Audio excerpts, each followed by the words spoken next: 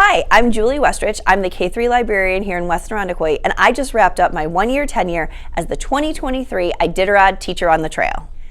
Going to the 2023 Iditarod as the Teacher on the Trail was a life-changing experience. I was able to travel by small plane.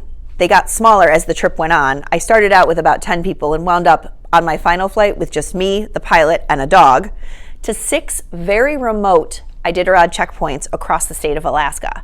At each one, there were communities of less than about 100 people who live along the rivers in Alaska in a subsistence lifestyle, and the trail goes right through their towns.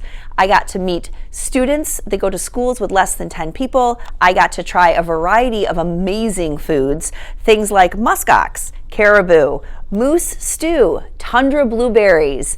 I had sea herring on kelp, all of which was delicious. Maybe not something I would order off a menu, but I would definitely try it again. I got to watch dogs race across the Alaskan wilderness. I got to see mushers challenge the elements and each other.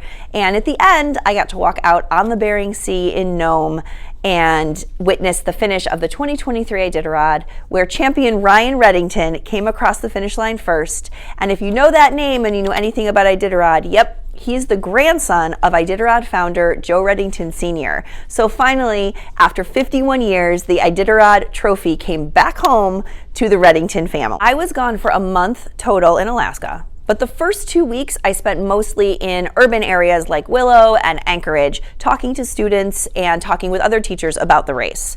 I spent about 2 weeks out on the actual Iditarod trail. The cold was not as bad as I had expected, and it was not as bad as it usually is. I got a little bit lucky. I had kind of a warmer year.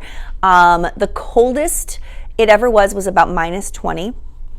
And the coldest I ever felt was for the junior Iditarod, which is a race that happens about a week before the actual race for 14 to 17-year-old dog sled mushers. I actually had to take a snowmobile all the way back from the checkpoint, about 35 miles, and it was -18 on the river. It was definitely the coldest I've ever been in my entire life. So my first stop was the highlight. I slept in a school library in Nikolai, Alaska. So right in between the shelves, we all just rolled out our sleeping bags. You make your own little spot. But I got to be surrounded by books for an entire night, which was pretty amazing. I also slept in the upstairs of a community center, a fire hall, a church, a large school gymnasium, and again, it's kind of like beds